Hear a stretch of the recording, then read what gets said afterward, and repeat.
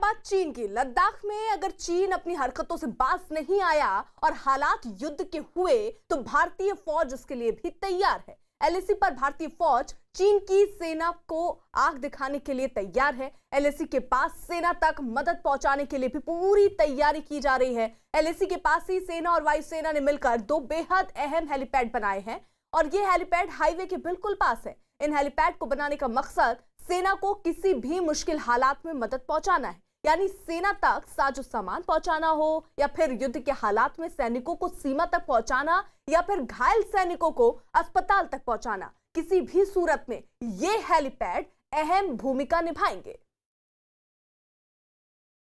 Line of actual control पर चीन से तनाव लगातार बरकरार है। भारतीय सेना युद्ध जैसी स्थिति से निपटने के लिए लगातार तैयारी कर रही है। मैं इस वक्त लाइन ऑफ एक्चुअल कंट्रोल के बेहद करीब हूं और तस्वीरें आपको दिखा रहा हूं। देखिए इतना टफ टेरेन है ये, लेकिन यहां पर भारतीय सेना ने, वायुसेना ने जिस तरह की तैयारियां कर रखी हैं वो देखिए। हमने मुकम्मल तैयारी कर रखी है। इन पहाड़ियों के बीच, बड़े बड़े ऊंचे ऊंचे पहाड़ों के बीच, चोटियों के बीच दो हेलीपैड भारतीय सेना ने वायुसेना के साथ मिलकर के यहाँ पर बनाए हैं ताकि ज़रूरत पड़े तो लाइन ऑफ एक्चुअल कंट्रोल के ये बेहद करीब इलाका है। अगर सैनिकों को यहाँ से ले जाना हो या फिर दूसरे इलाकों से सैनिकों को यहाँ पर लाना हो और यहाँ से फिर बाई रोड, वो ये जो रोड है इस रोड के ज़रिए यहाँ से फिर लाइन ऑफ एक्चुअल कंट्रोल पर जाएं।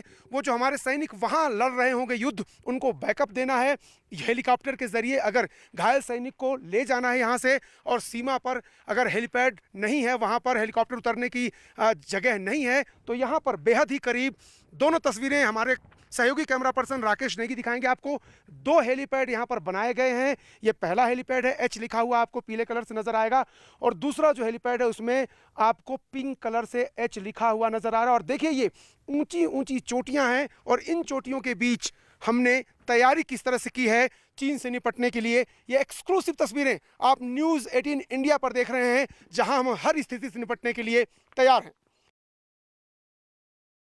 भारत चीन टकराव से जुड़ी बड़ी खबर लद्दाख से इस वक्त आ रही है। पूर्वी लद्दाख के पेंगोंग इलाके में रणनीतिक नजरिए से अहम मोर्चों पर भारतीय फौज के कब्जे के बाद से चीन से लगातार टकराव की स्थिति बनी हुई है।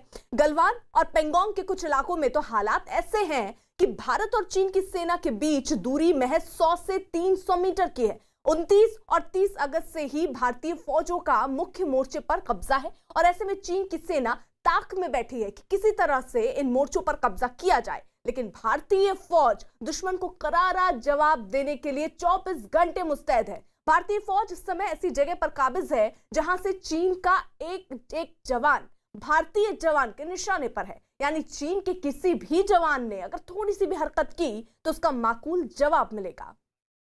हमारे साथ हमारे दो सहयोगी इस वक्त जुड़ रहे हैं। अनुराग ढांडा हमारे साथ लेह से मौजूद है, अरुण सिंह इस वक्त हमारे साथ वो भी मौजूद है, लेह से ही है वो इस वक्त हमारे साथ। सबसे पहले रुख अरुण का। अरुण, यानी किस तरीके की स्थिति जरा पहले आप बताइए, क्योंकि आप ग्राउंड पर मौजूद हैं, वहां क्या स्थिति आप देख रहे हैं, किस तरीके से चीन आग दिखाने की कोशिश कर रहा है और भारतीय सेना कितनी तैयार?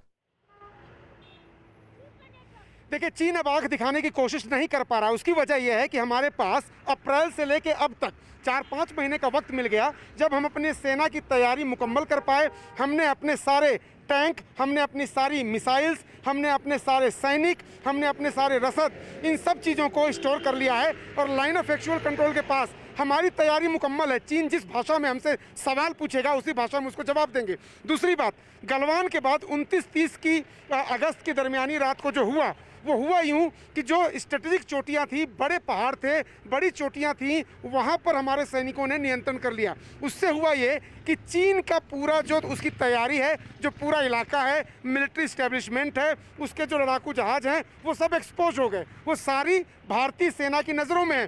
भारत की सेना कई किलोमीटर दूर तक उन पहाड़ियों से, ब्लैक टॉप से देख पाती है कि चीन हरकत क्या करने जा रहा है, जमावड़ा किसका कर रहा है और उसकी मंशा क्या है। 800 मीटर दूर से तस्वीर ली गई थी भारतीय सैनिकों द्वारा, सर्विलांस सिस्टम द्वारा, और आपने देखा था कि कितना स्पष्ट चीन के सैनिकों का पूरा जो चेहरा वो दिखाई दे रहा है, हथियार क्या लिए वो दिखाई दे रहा है। चीन अब दिक्कत ये उसके सामने है कि हमने डेप्सोंग से लेकर के पेंगोंग सो लेक तक हर इलाके में अपनी तैनाती की है, मजबूती हमारी वहां पर है। यानी और अब हमारी जद में संदेश तो बिल्कुल साफ तौर पर चीन को मिल रहा है कि भारत पूरी तरीके से तैयार है। अगर एक कदम चीन बढ़ाता है तो भारत भी उसको मुंहतोड़ जवाब देने के लिए पूरी तरीके से मुस्तैद है। वहीं भारत के करारे जवाब से चीन बौखला गया है और चीनी सेना अब लद्दाख में और टकराव बढ़ाने पर आमादा है। लद्दाख में चीन की सेना भारतीय सेना को कई जगह पेट्रोलिंग से रोकने की कोशिश कर रही है। लद्दाख में मौजूद 63 पेट्रोलिंग पॉइंट्स में 10 पॉइंट पर चीनी सेना अड़चन पैदा करने की कोशिश कर रही है और इन इलाकों में डेप्सांग, ट्रिग हाइट्स, गलवान और गोगरा शामिल है। डेप्सांग इलाके में पेट्रोलिंग पॉइंट 10, 11, 12 और 12A, वहां पेट्रोलिंग पॉइंट 13 पर भी चीनी सैनिक जो हैं उन्होंने पेट्रोलिंग करने से रोका। वहीं गलवान में पेट्रोलिंग पॉइंट 14 और गोगरा में पेट्रोलिंग पॉइंट 17 और 17A पर पेट्रोलिंग पर चीनी सैनिकों ने पेट्रोलिंग से रोका है। अनुराग,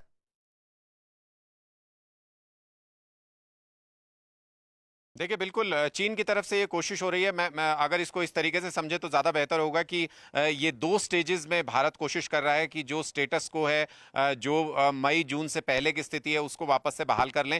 पहली स्थिति ये थी कि हम अपनी फॉरवर्ड पोस्ट को स्ट्रांग कर लें पूरी तरह से, ताकि और घुसपैठ चाइना ना कर सके। चाइना की पहले स्ट्रेटेजी ये थी कि वो हमको बातचीत में उलझाए रखे कोर कमांडर लेवल पर। उसका कोई नतीजा नहीं निकल रहा था, वो वहाँ जो डिसीजन हो रहे थे उसको चाइना इंप्लीमेंट नहीं कर रहा था और साथ साथ घुसपैठ की कोशिश कर रहा था। तो घुसपैठ अब पूरे तरीके से भारत ने बंद कर दी है। और जहां तक पेट्रोलिंग की बात है तो भारत जहां तक पहले पेट्रोल करता था वहां तक अब हमारी पेट्रोलिंग पार्टीज ने दोबारा पेट्रोल करने की कोशिश की, जिसमें कि पॉइंट 10 से 15 के बीच में अगर देखें तो करीब करीब 7, 8 या 10 पॉइंट ऐसे हैं जहां पर चाइना ऑब्स्ट्रक्ट कर रहा है, जहां पर चाइना भारतीय सेना को पेट्रोलिंग नहीं करने दे रहा है, जिसका सीधा मतलब यह कि चाइना अभी नहीं चाहता कि इस एरिया में शांति हो, क्योंकि भारत जो कोर कमांडर लेवल पर बातचीत हो रही है उसको इंप्लीमेंट करना चाह रहा था। एक की डिसंगेज हो, दोनों तरफ की सेनाएं इस एरिया से पीछे हटें, और दूसरा कि जहां तक दोनों सेनाएं पेट्रोलिंग करती थी वहां तक बेरोक-टोक पेट्रोलिंग दोनों सेनाओं को करने दी जाए। तो भारत अपना पक्ष तो जरूर निभा रहा है, लेकिन चाइना अभी भी अड़ंगे उसमें अड़ा रहा है, जिसका मतलब ये कि वो वापस उस स्थिति में जाने को अभी तैयार नहीं है जो अप्रैल मई से पहले जब उसने घुसपैठ की उससे पहले की स्थिति में चाइना अभी लौटने को तैयार नहीं है। इसका मतलब ये डिस्प्यूट अभी भी चलेगा LAC पर कुछ समय के लिए। बिल्कुल अनुराग, आप रहिए हमारे साथ, अरुण भी हमारे साथ जुड़े हुए हैं। वही दुनिया से युद्ध पर आमादा चीन ने अब अमेरिका से ताइवान के बढ़ते रिश्तों को देखते हुए युद्ध की धमकी दी है। और इतना ही नहीं, ताइवान की सीमा पर पिछले 2 महीने से चीन की सेनाएं लगातार सैन्य अभ्यास कर रही हैं। और इस बीच एक दिन पहले अमेरिकी विदेश मंत्रालय के वरिष्ठ अधिकारियों के ताइवान दौरे से खफा चीन की वायुसेना के लड़ाकू विमानों ने ताइवान के क्षेत्र में उड़ानें भरी। और यह माना जा रहा है कि चीन ने ताइवान के क्षेत्र में उड़ान भरकर चेतावनी दी कि अगर अमेरिका ने उसकी संप्रभुता से खिलवाड़ किया तो इसके गंभीर नतीजे हो सकते हैं। चीन की प्रवक्ता ने इसके साथ ही चेतावनी भरे लहजे में कहा कि चीन अपनी संप्रभुता से किसी भी देश को खिलवाड़ नहीं करने देगा। दूसरी तरफ ताइवान ने भी चीन को धमकी दी कि अगर चीन की वायुसेना ने उसके क्षेत्र में उड़ानें भरी तो उसकी सेना भी करारा जवाब देगी। वहीं अमेरिका ने चीन की धमकी को दरकिनार करते हुए वन चाइना पॉलिसी को तार तार करने का मन बना लिया है। और इसी इरादे से शुक्रवार को अमेरिका के विदेश मंत्रालय के वरिष्ठ अधिकारी भी ताइवान पहुंचे। और इस दौरे का मतलब ये कि अमेरिका मानता है कि ताइवान तो चीन का हिस्सा है और न ही अमेरिकी अधिकारियों और मंत्रियों को ताइवान जाने के लिए चीन की इजाजत की जरूरत है। 1989 के बाद से पहली बार जब कोई वरिष्ठ अमेरिकी अधिकारी ताइवान की धरती पर पहुंचा है तो चीन की वन चाइना पॉलिसी को खत्म करने वाला एक बिल भी अमेरिकी संसद में पेश किया गया, जिसे बाद में मंजूरी दे दी गई। इसके साथ ही अमेरिका ने साफ कर दिया कि वो चीन के खिलाफ 2-2 हाथ करने को तैयार है। अमेरिका का दक्षिण चीन सागर में चीनी एकाधिकार को लेकर पहले से ही टकराव चल रहा है और दक्षिण चीन सागर में अमेरिका सैनिक बेड़े मौजूद हैं। कई बार तो हालात ये हो गए कि अमेरिका और चीन की सेनाएं दक्षिण चीन सागर में आमने सामने भी आ गई। अमेरिका ही नहीं, दक्षिण चीन सागर के मुद्दे पर कई और देश भी चीन के खिलाफ हैं। वहीं भारत को घेरने की कोशिश में जुटा चीन अब आर्थिक मोर्चे पर भी मात खाता नजर आ रहा है। कभी चीन के करीबी रहे देश भी अब उसका साथ छोड़ने लगे हैं, जिसका सबसे ताजा उदाहरण है थाईलैंड, जिसने बंगाल की खाड़ी में नहर बनाने के प्रोजेक्ट का जो कॉन्ट्रैक्ट है वो चीनी कंपनियों को देने से इनकार कर दिया। न्यूज़ 18 को मिली एक्सक्लूसिव जानकारी के मुताबिक भारत और अमेरिका के दबाव की वजह से थाईलैंड सरकार ने चीन के साथ नहर बनाने के प्रोजेक्ट को रद्द किया। और इस कॉन्ट्रैक्ट का ही नहीं मिलना चीन के लिए एक बड़ा झटका, इसलिए क्योंकि इस कॉन्ट्रैक्ट के नहीं मिलने से चीनी कंपनियों को आर्थिक नुकसान तो होगा ही, साथ ही इस नहर के जरिए चीन की हिंद महासागर तक पहुंच बनाने की कोशिश भी नाकाम हो गई है। और खबर यह है कि भारत ने भी थाईलैंड के सामने इस नहर को बनाने में मदद की पेशकश की है। अरुण हमारे साथ जुड़े हुए हैं, यानी अरुण देखिए करारा झटका यहां पर चीन को लगा है। देखिए, चीन के सामने सबसे बड़ी मुश्किल ये आ रही है कि कोरोना के बाद से दुनिया के जितने देशों में उसने one belt one road initiative के नाम पर उन देशों पर कब्जा करने की कोशिश की, एक एक करके वो छिटक रहे हैं। वन बेल्ट वन रोड, जिसको सिल्क रूट पुराना कहा जाता था, उस पर वो कई देशों को अपने कर्ज के जाल में फंसाना चाहता था। उसमें मालदीव है, उसमें श्रीलंका है, उसमें अफ्रीका के कई देश हैं, उसमें छोटे देश हैं जैसे कि पाकिस्तान है, जैसे कि नेपाल है। इन सब देशों को वो कर्ज दे करके और वहाँ की राजनीति पर दखल करना चाहता है, और साथ ही साथ चीन वहाँ के राजनेताओं को दखल करके और भारत के खिलाफ या अमेरिका के खिलाफ भड़काना चाहता है। अब धीरे धीरे उन देशों को पता चल गया, जैसे श्रीलंका है, मालदीव है, उन्होंने भी चीन के साथ जो करार किए थे उनसे पीछे हटने की कोशिश की है, उनसे पीछे हटने को कहा है, क्योंकि कर्ज का जो मकल जाल चीन दूसरे देशों पर डालता है उससे उबरना बहुत मुश्किल हो जाता है। और आप देखिए, इसीलिए हिंदुस्तान ने उसकी परियोजना में हिस्सा नहीं लिया। तो एक एक करके अब थाईलैंड का नाम आ रहा है, उसने भी नहर प्रोजेक्ट से हाथ खींच लिया है और भारत हाथ बढ़ा रहा है। तो निश्चित रूप से दुनिया के प्लेटफॉर्म पर अगर आप देखिए तो हिंदुस्तान की ताकत अब बढ़ेगी, और चीन से जो प्रोजेक्ट निकलेंगे वो हिंदुस्तान जरूर कोशिश करेगा कि उसको अपने पास लाए और उसको मुकम्मल करे। जी अरुण, रही आप हमारे साथ। वहीं भारत की जमीन कब्जाने की नीयत पाले बैठा चीन अब पीएम मोदी के पंचतंत्र में घिर चुका है। और ये पंचतंत्र है भारत, अमेरिका, जापान, ऑस्ट्रेलिया और रूस। उधर सरहद पर भारतीय सेना ने चीन की बोलती बंद कर दी, और कूटनीतिक की बात करें तो दुनिया भर में चीन अलग थलग हो गया है और उस पर अंतर्राष्ट्रीय दबाव भी बढ़ता जा रहा है।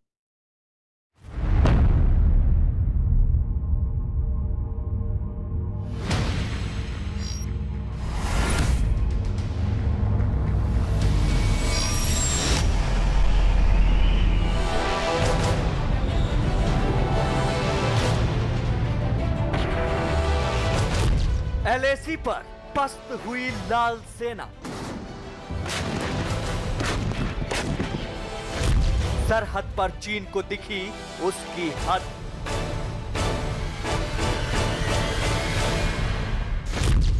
चीन के विरुद्ध 5 मोर्चों पर युद्ध।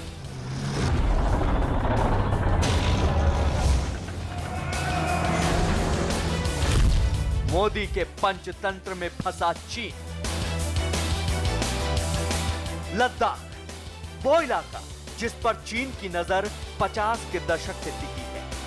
चीन जानता है कि एशिया में उसका सिक्का तब तक कायम नहीं हो सकता जब तक भारत जैसी शक्ति उसके सामने खड़ी है।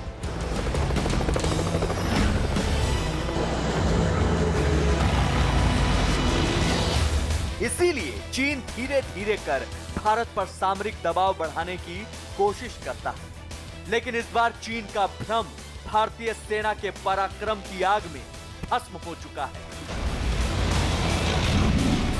आपको दिखाएंगे कि मोदी के पंजे में चीन कैसे फंस चुका है। लेकिन पहले उस लद्दाख और एलएसी का हाल, जहां जवानों और जनता दोनों का जोश आई है।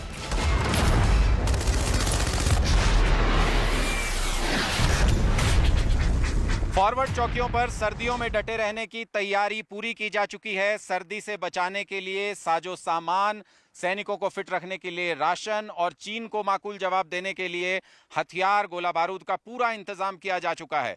साथ ही सर्दियों में लद्दाख के सारे सड़कें और पुल खुले रह सकें, इसका भी बंदोबस्त किया जा रहा है। T-90 टैंकों का रुख भी अब लद्दाख की तरफ मोड़ने की तैयारी हो रही है।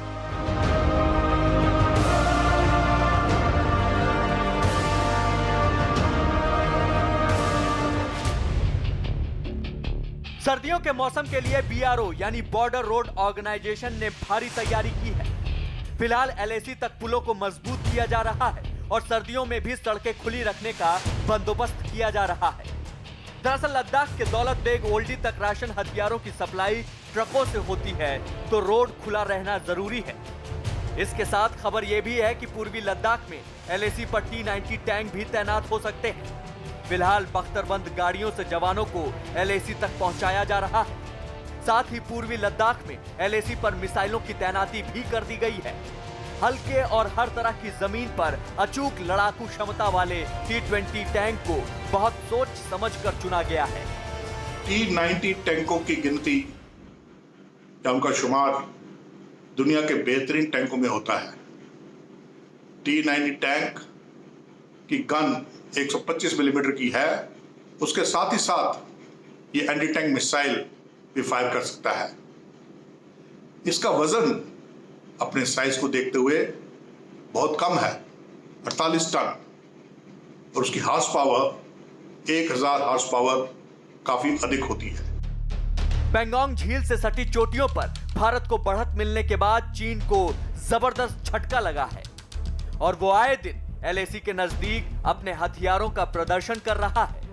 लेकिन भारत ने भी चीन को चोट पहुंचाने की पुख्ता तैयारी कर ली है और आने वाले दिनों में चीन की सेना को मुंहतोड़ जवाब देने का इंतजाम हो चुका है।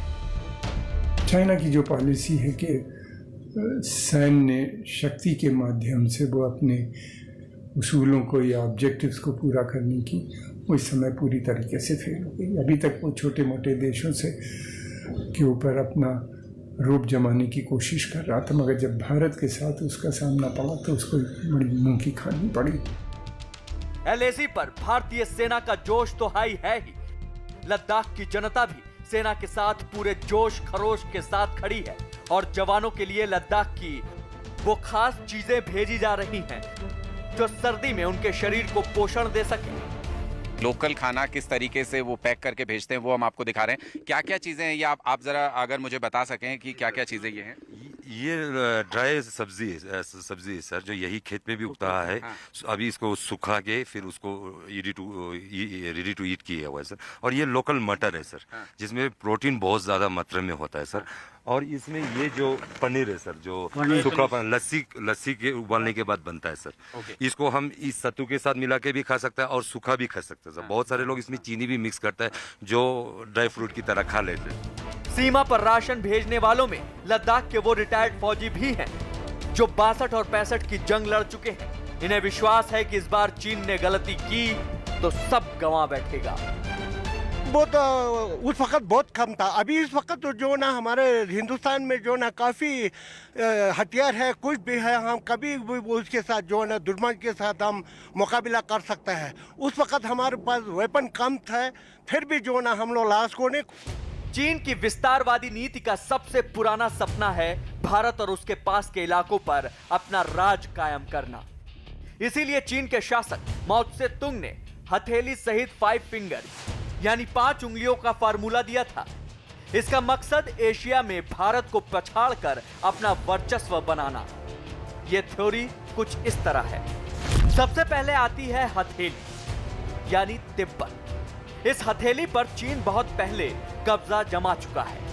इसके बाद उसका मकसद है अंगूठे यानी लद्दाख पर कब्जा जमाना, जिसकी नीयत से वो घुसपैठ करने आया है। उसके बाद सिक्किम, अरुणाचल प्रदेश, नेपाल और भूटान पर वो कब्जा जमाने की कोशिश करने वाला है। चीन की कब्जा रीति बहुत पुरानी है, लेकिन नए हिंदुस्तान की नई नीति में चीन मोदी के पंजे में फंस चुका है। यह नीति है हिंदुस्तान के प्रधानमंत्री का पंचतंत्र। भारत के पंचतंत्र को भी चीन की थ्योरी के हिसाब से देखें तो अंगूठा हुआ भारत की LAC पर मजबूत तैयारी और चीन को पटखनी। इस तनाव के वक्त भारत को अमेरिका, जापान और ऑस्ट्रेलिया का पूरा समर्थन हासिल है। इसके हिसाब से यह हुई 4 उंगली और 5वीं उंगली हुई रूस, क्योंकि रूस के राष्ट्रपति पुतिन ने भारत के साथ सामरिक सहयोग बढ़ाने की बात फिर दोहराई है। मोदी के इस रणनीतिक मोर्चे में चीन पूरी तरह फंस चुका है, क्योंकि वो दुनिया में अकेला खड़ा रह गया है। चीन अब 4 देशों के क्वाड यानी 4 कोणीय सुरक्षा चक्र के शिकंजे में फंस चुका है। क्वाड अमेरिका, जापान, ऑस्ट्रेलिया और भारत का संगठन है। अब इस संगठन के देश अमेरिका, जापान, ऑस्ट्रेलिया और भारत चीन को घेरने की पुख्ता तैयारी कर रहे हैं। अक्टूबर में दिल्ली में इन चारों देशों की बैठक हो सकती है। इस बैठक में चारों देश एक दूसरे के सैन्य साधनों के आपसी इस्तेमाल पर समझौता कर सकते हैं। भारत के साथ इन 3 देशों के आने से चीन को बहुत बड़ा झटका लगा है। भारत ने भी अब इस बात को समझ लिया है कि हिंद महासागर और साउथ चाइना सी में चीन को रोकने के लिए भारत को इन देशों की सहायता की जरूरत पड़ सकती है। इसलिए भारत इस महीने क्वाड के विदेश मंत्रियों की मीटिंग ऑर्गेनाइज करने जा रहा है। चीन इससे सख्त नाराज है। भारत की रणनीतिक जीत यह है कि मजबूत विदेश नीति के जरिए सिर्फ अमेरिका को ही साथ नहीं लाया गया, रूस ने भी चीन के खिलाफ भारत का सहयोग करने के लिए हाथ आगे बढ़ाया है। रूस के राष्ट्रपति व्लादिमीर पुतिन ने पीएम मोदी को फोन किया और उन्हें जन्मदिन की बधाई दी। इस दौरान उन्होंने रूस भारत की साझेदारी मजबूत करने की बात भी दोहराई। पीएम मोदी ने पुतिन को साझा समिट में भारत आने का न्योता भी दिया। कहते हैं राजनीति और विदेश नीति में संकेतों की भाषा के गहरे मायने होते हैं और ये वो सारे संकेत हैं जो इशारा कर रहे हैं कि चीन सिर्फ एलएसी पर ही नहीं घिरा बल्कि विश्व मंच पर भी घिर गया है। डोकलाम का इशू हो या अब ये लद्दाख में जो कुछ भी हो रहा है उसमें भारत का वो साथ दे रहा है। जब से ये टेंशन शुरू हुआ है रशियन ऑफिशियल भारतीय सैनिक अधिकारी हों या डिप्लोमेट्स हों या उच्च लेवल के ऑफिशियल्स हों, उनके टच में भी बने हैं। और अभी हाल ही में पुतिन ने भी फिर से प्रधानमंत्री श्री नरेंद्र मोदी जी से बात की। चीन लद्दाख में घुसने का इरादा लेकर एलएसी के नजदीक आया था, लेकिन सेना ने उसे चोटियों से उठाकर पटक दिया और मोदी के पंचतंत्र ने उसे दुनिया के मंच से उठाकर पटक दिया है। और इस वक्त बड़ी खबर आ रही है, एक बड़ी आतंकी साजिश से जुड़ी हुई जिसे एनआईए ने नाकाम कर दिया। आतंकी संगठन अलकायदा ने भारत में रह रहे इजराइल के लोगों पर हमले की साजिश रची थी, जिसे वक्त रहते एनआईए की टीम ने नाकाम कर दिया। खुफिया सूत्रों से मिली जानकारी के मुताबिक अलकायदा और आईएसआईएस ने मिलकर इस हमले की साजिश को रचा और दिल्ली और एनसीआर के इलाकों में 18 सितंबर से 11 अक्टूबर के बीच अंजाम देने का पूरा प्लान बनाया था। एनआईए ने पश्चिम बंगाल के मुर्शिदाबाद और केरल के एर्नाकुलम से अलकायदा के मॉड्यूल का पर्दाफाश करते हुए 9 आतंकियों को गिरफ्तार किया। एनआईए की टीम ने खुफिया जानकारी मिलने के बाद मुर्शिदाबाद और केरल के एर्नाकुलम के कई इलाकों में एक साथ छापा मारा था, जिसमें मुर्शिदाबाद से 6 आतंकी और एर्नाकुलम से 3 आतंकियों को गिरफ्तार किया गया। बताया गया कि ये आतंकी पाकिस्तान में सीधे कुछ आतंकियों के संपर्क में थे और कश्मीर में हथियार की सप्लाई करने जाने वाले थे।